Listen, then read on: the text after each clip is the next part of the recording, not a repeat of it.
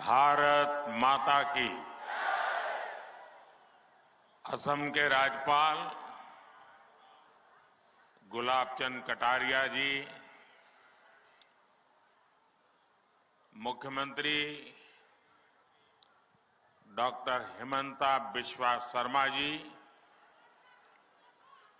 मंत्रिमंडल में मेरे सहयोगी सर्बानंद सोनोवाल जी, रामेश्वर तेली जी, असम सरकार के मंत्री, सांसद और विधायकगण, विभिन्न काउंसिल के प्रमुख और मेरे प्यारे भाई और बहनों, अपना लोग সকলোকে মোরে আন্তরিক শুভেচ্ছা জ্ঞাপন করিল।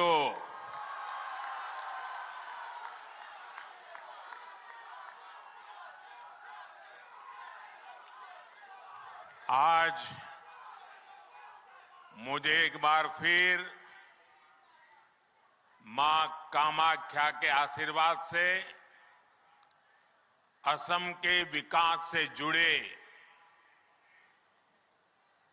प्रोजेक्ट्स आपको सौंपने का सौभाग्य मिला है। थोड़ी देर पहले यहां 11,000 करोड़ रुपयों के प्रोजेक्ट का शिलान्यास और लोकार्पण हुआ है। ये सारे प्रोजेक्ट असम और नॉर्थ ईस्ट के साथ ही दक्षिण एशिया के दूसरे देशों के साथ इस क्षेत्र की कनेक्टिविटी को और मजबूत करेंगे। ये प्रोजेक्ट असम में टूरिज्म सेक्टर में नए रोजगार पैदा करेंगे और स्पोर्टिंग टैलेंट को भी नए अवसर देंगे। ये मेडिकल एजुकेशन और हेल्थ केयर सेक्टर में भी रूप में भी असम की भूमिका का विस्तार करेंगे। मैं असम के नॉर्थ ईस्ट के अपने सभी परिवारजनों को इन परियोजनाओं के लिए बहुत बहुत बधाई देता हूं।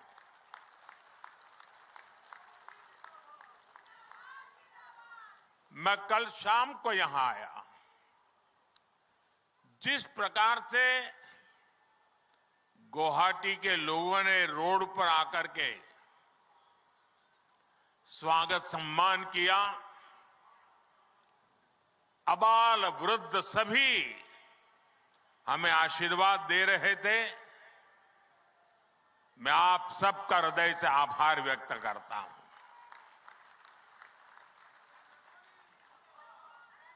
मैंने टीवी पर देखा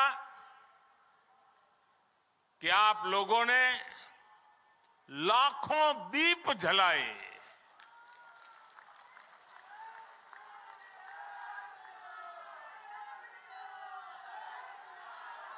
आपका ये प्यार, आपका ये अपनापन,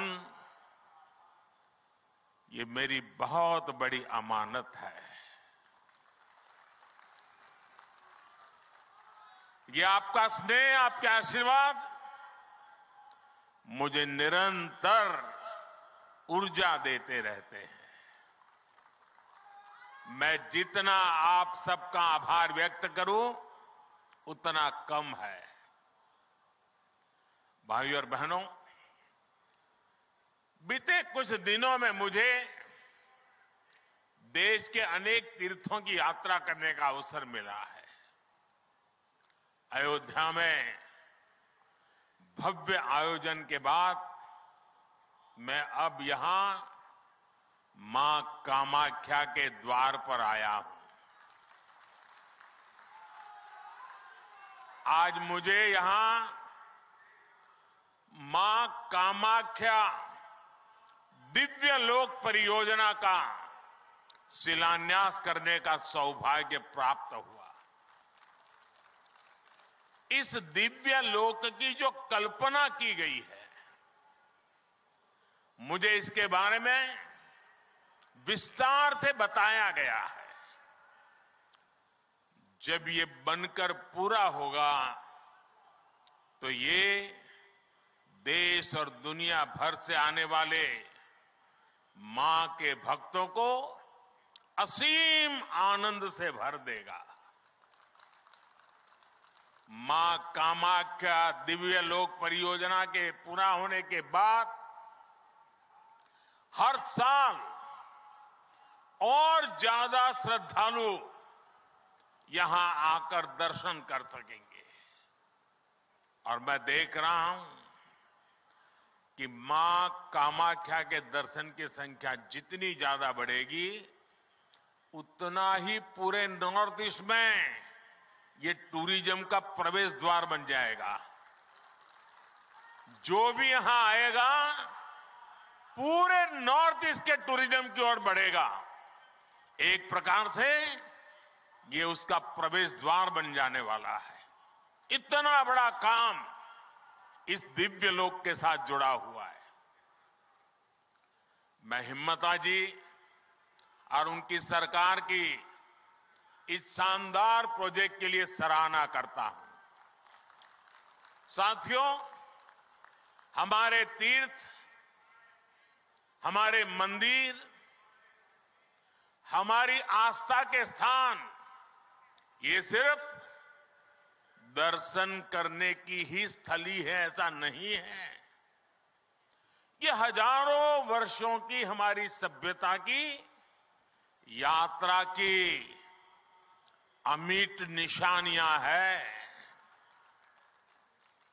भारत ने हर संकट का सामना करते हुए कैसे खुद को अटल रखा, ये उसकी साक्षी है।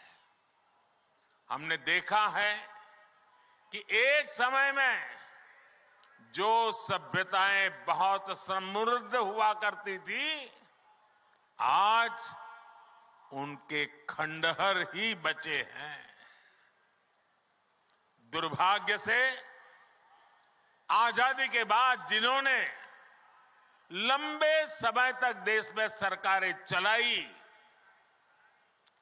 वो भी आस्था के इन पवित्र स्थानों का महत्व समझ नहीं पाए।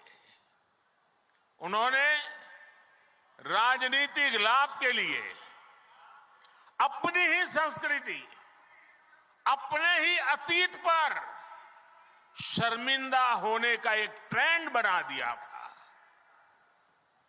कोई भी देश अपने अतीत को ऐसे मिटाकर, ऐसे भुलाकर, अपनी जड़ों को काटकर कभी विकसित नहीं हो सकता। मुझे संतोष है कि बीते 10 वर्षों में अब भारत में स्थितियां बदल गई है। भाजपा की डबल इंजन सरकार ने विकास और विरासत को अपनी नीति का हिस्सा बनाया है। इसका परिणाम आज हम असम के अलग अलग कोनों में भी देख रहे हैं। असम में आस्था, अध्यात्म और इतिहास से जुड़े सभी स्थानों को आधुनिक सुविधाओं से जोड़ा जा रहा है। विरासत को संजोने के इस अभियान के साथ ही विकास का अभियान भी उतनी ही तेजी से चल रहा है।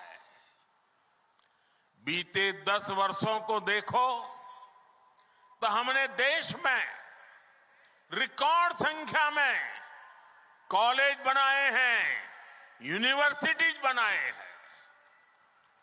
पहले बड़े संस्थान सिर्फ बड़े शहरों में ही होते थे।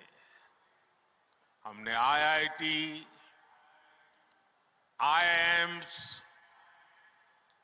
आईआईएम जैसे संस्थानों को उसका नेटवर्क पूरे देश में फैलाया है। बीते 10 वर्षों के दौरान देश में मेडिकल कॉलेज की संख्या करीब करीब डबल हो चुकी है। असम में भी भाजपा सरकार से पहले 6 मेडिकल कॉलेज थे, आज 12 मेडिकल कॉलेज है। असम आज नॉर्थ ईस्ट में कैंसर के इलाज का एक बहुत बड़ा केंद्र बन रहा है।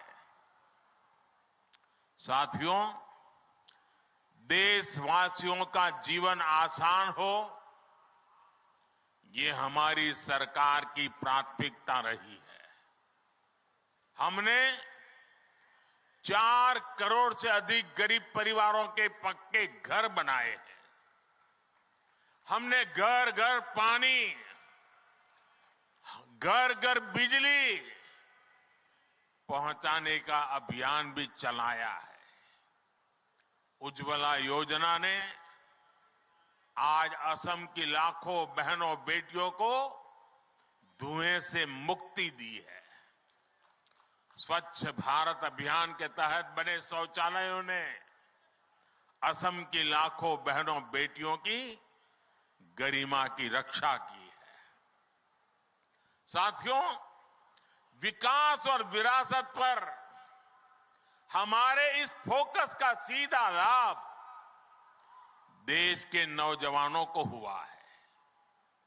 आज देश में पर्यटन और तीर्थ यात्रा को लेकर उत्साह बढ़ रहा है।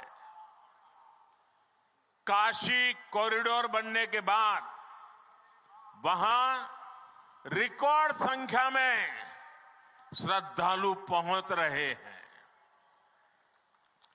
बीते 1 वर्ष में 8.5 करोड़ लोग काशी गए। 5 करोड़ से अधिक लोगों ने उज्जैन में महाकाल महालोक के दर्शन किए।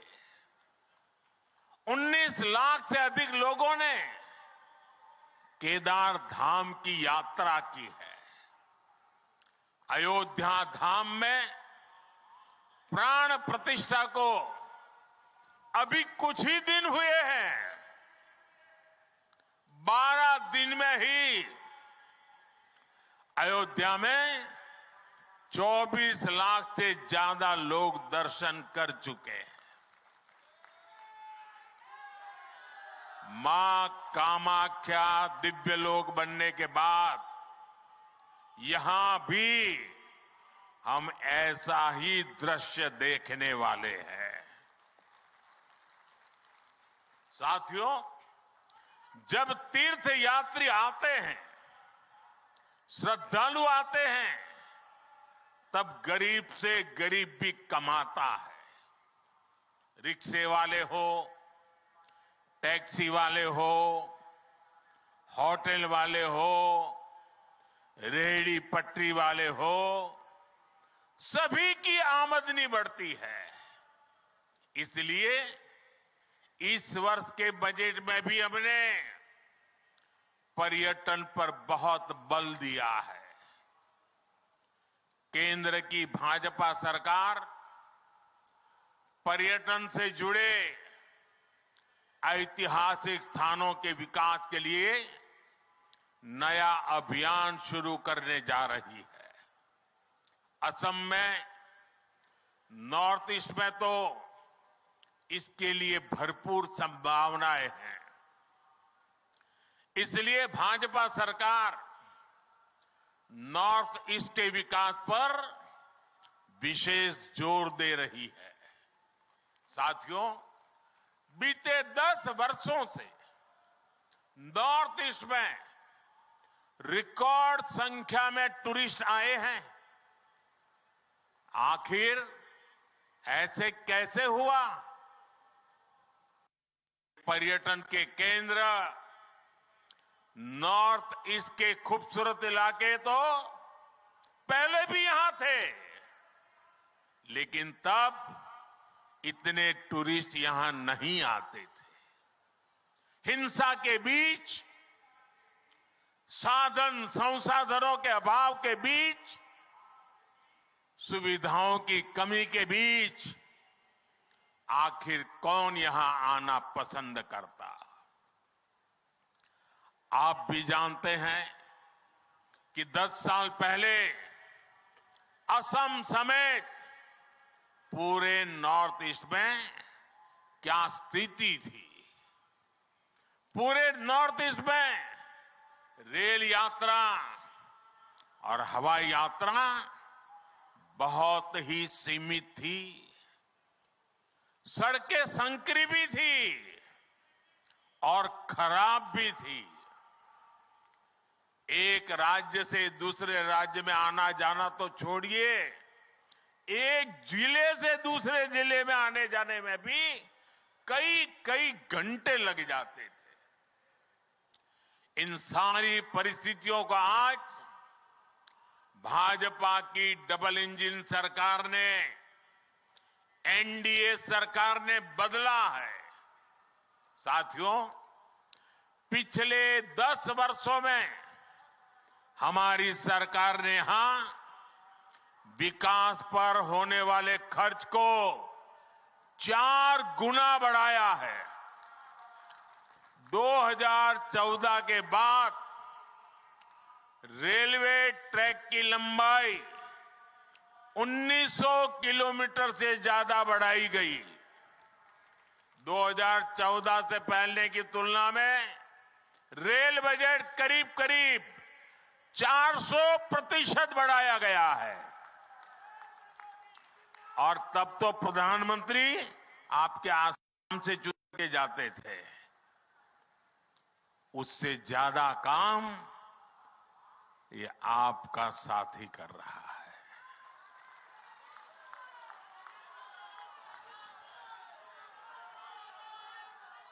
2014 तक यहां सिर्फ 10,000 किलोमीटर नेशनल हाईवे हुआ करते थे। पिछले 10 वर्षों में ही हमने 6,000 किलोमीटर के नए नेशनल हाईवे बनाए हैं। आज 2 और नई सड़क परियोजनाओं का उद्घाटन हुआ है। इससे अब ईटानगर तक कनेक्टिविटी और बेहतर होगी। आप सभी लोगों की मुश्किलें और कम होगी। साथियों, आज पूरा देश कह रहा है कि मोदी की गारंटी यानी गारंटी पूरा होने की गारंटी।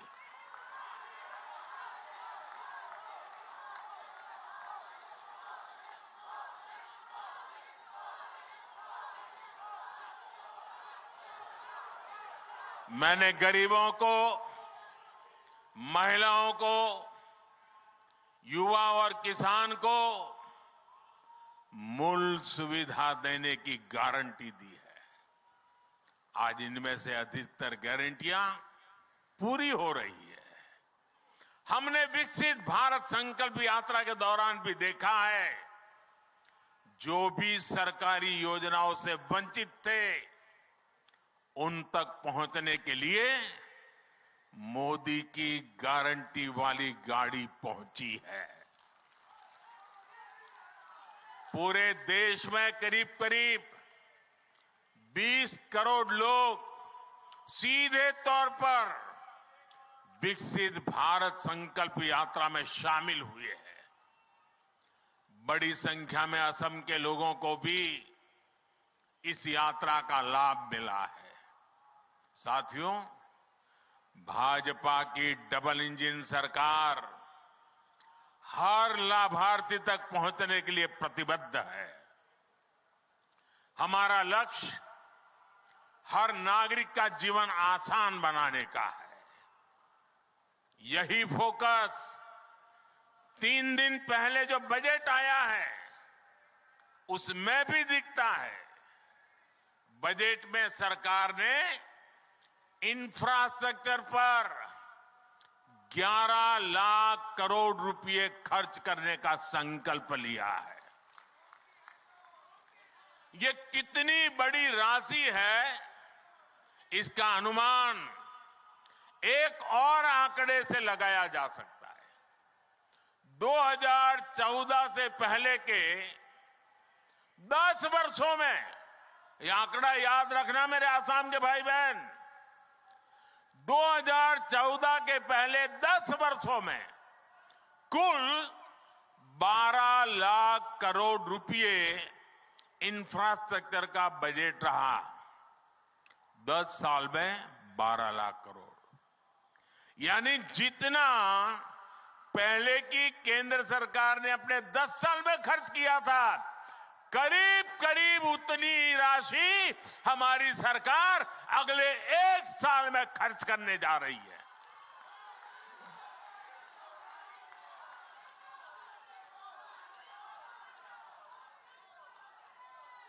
आप कल्पना कर सकते हैं कि देश में कितने बड़े पैमाने पर निर्माण कार्य होने जा रहा है, और जब इतनी बड़ी राशि निर्माण कार्यों में लगती है तो नए रोजगार बनते हैं, उद्योगों को नई गति मिलती है। साथियों, इस बजट में एक और बहुत बड़ी योजना की घोषणा हुई है। बीते 10 वर्षों में हमने हर घर तक बिजली पहुंचाने का अभियान चलाया। अब हम बिजली का बिल, आसाम के भाइयों बहनों और देशवासी भी, मैं बहुत महत्वपूर्ण काम आपके सामने रख रहा हूं। अब बिजली का बिल भी 0 करने के लिए हम आगे बढ़ रहे हैं।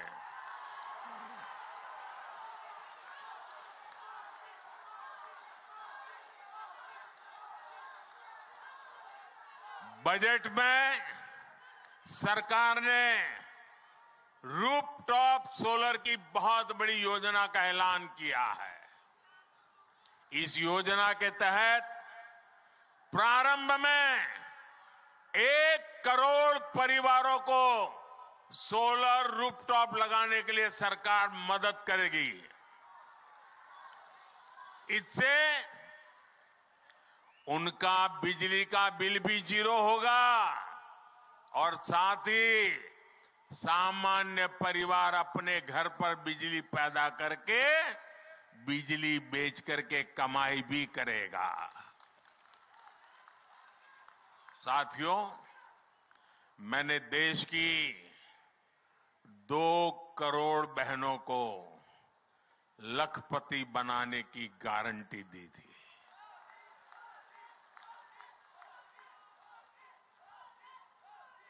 बीते वर्षों में जब मैंने हिसाब किताब लगाना शुरू किया तो मुझे प्राथमिक जो जानकारी मिली है, अब तक हम 1 करोड़ बहनें लखपति दीदी बन चुकी है।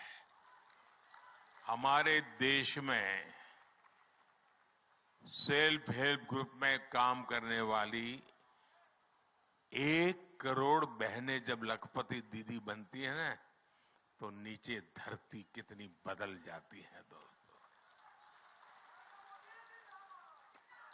अब इस बजट में हमने लखपति दीदी बनाने के लक्ष्य को और बढ़ा दिया है। अब 2 करोड़ के बजाय 3 करोड़ बहनों को लखपति दीदी बनाया जाएगा। इसका लाभ असम की मेरी हजारों लाखों बहनों को भी जरूर होने वाला है। यहां स्वयं सहायता समूह से जुड़ी सभी बहनों के लिए अवसर ही अवसर आने वाले हैं और इतनी बड़ी माताएं बहनें यहां आई है, जरूर उसमें भी मेरी लखपति दीदी आई ही होगी। हमारी सरकार इस बजट में आंगनवाड़ी और आशा बहनों को भी अब आयुष्मान योजना के दायरे में ले आई है। इससे उन्हें भी अब 5 लाख रुपया तक के मुफ्त इलाज की सुविधा मिल गई है। जब बहनों बेटियों का जीवन आसान बनाने वाली सरकार हो, संवेदनशीलता से काम होता है, भाइयों और बहनों, मोदी जो गारंटी देता है ना, उसे पूरा करने के लिए दिन रात एक करने का हौसला भी रखता है। इसलिए आज नॉर्थ ईस्ट को मोदी की गारंटी पर भरोसा है। आज असम में देखिए, सालों साल से जो इलाके अशांत थे, वहां अब स्थायी शांति स्थापित हो रही है। राज्यों के बीच सीमा विवाद हल हो रहे हैं। भाजपा सरकार बनने के बाद यहां 10 से ज्यादा बड़े शांति समझौते हुए हैं। पिछले कुछ वर्षों में नॉर्थ ईस्ट में हजारों युवाओं ने हिंसा का रास्ता छोड़कर विकास का रास्ता चुना है। मैंने कई वर्षों तक असम में मेरी पार्टी के संगठन का काम किया है। मैं यहां हर इलाके में घुमा हुआ इंसान हूं और मुझे याद है, उस समय जाने आने में एक रुकावट ये होती थी कि रोड ब्लॉक के कार्यक्रम, बंद के कार्यक्रम और गुवाहाटी तक के अंदर बम ब्लास्ट की घटनाएं मैं अपनी आंखों से देखता था। आज वो भूतकाल बनता चला गया है। दोस्तों, लोग शांति से जी रहे हैं। असम के 7,000 से ज्यादा नौजवानों ने भी हथियार छोड़े हैं।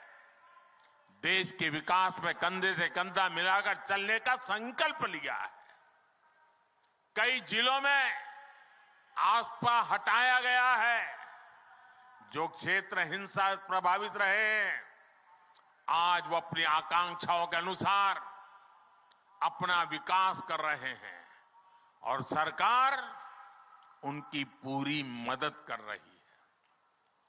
साथियों, छोटे लक्ष्य रखकर कोई भी देश, कोई राज्य तेज विकास नहीं कर सकता। पहले की सरकारें ना बड़े लक्ष्य तय करती थी और ना ही अपने लक्ष्यों को प्राप्त करने के लिए उतनी मेहनत करती थी। हमने पहले की सरकारों की सोच को भी बदल दिया है। मैं नॉर्थ ईस्ट को उसी तरफ विकसित होते देख रहा हूं जैसा पूर्वी एशिया को दुनिया देखती है। आज नॉर्थ ईस्ट होते हुए दक्षिण एशिया और पूर्वी एशिया की कनेक्टिविटी का विस्तार हो रहा है। आज यहां साउथ एशिया सब रीजनल इकोनॉमिक कॉरपोरेशन, उसके कोऑपरेशन के तहत भी अनेक सड़कों को अपग्रेड करने का काम शुरू हुआ है। आप कल्पना कीजिए, जब कनेक्टिविटी के ऐसे सभी प्रोजेक्ट पूरे होंगे तो हिस्सा व्यापार कारोबार का कितना बड़ा केंद्र बनेगा। मैं जानता हूं कि असम के नॉर्थ ईस्ट के हर युवा का भी यही सपना है कि वो भी पूर्वी एशिया जैसा विकास यहां देखे।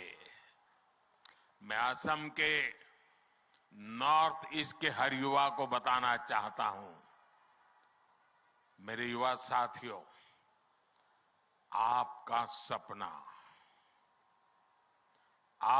सपना मोदी का संकल्प है।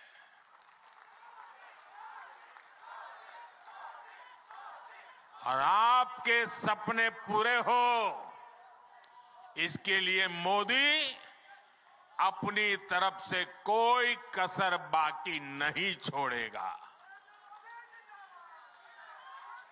और ये मोदी की गारंटी है। भाइयों और बहनों, ये जो भी काम आज हो रहे हैं, इनका एक ही लक्ष्य है। लक्ष्य है भारत और भारतीयों का सुखी और समृद्ध जीवन। लक्ष्य है भारत को दुनिया की तीसरी बड़ी आर्थिक ताकत बनाने का। लक्ष्य है 2047 तक भारत को विकसित राष्ट्र बनाने का। इसमें असम की, नॉर्थ ईस्ट की बहुत बड़ी भूमिका है। एक बार फिर आप सभी को इन विकास परियोजना की बहुत बहुत बधाई। और अब तो मां कामाख्या के आशीर्वाद बहुत बढ़ने वाले हैं, बहुत बढ़ने वाले हैं। और इसलिए मैं भव्य दिव्य असम की तस्वीर साकार होती देख रहा हूं। साथियों, आपके सपने पूरे होंगे, ये हम अपनी आंखों से देखेंगे, मैं आपको विश्वास दिलाता हूं। फिर एक बार आप सबका बहुत बहुत धन्यवाद। दोनों हाथ ऊपर करके मेरे साथ बोलिए, भारत माता की, भारत माता की, भारत माता की, भारत माता की। बहुत बहुत धन्यवाद।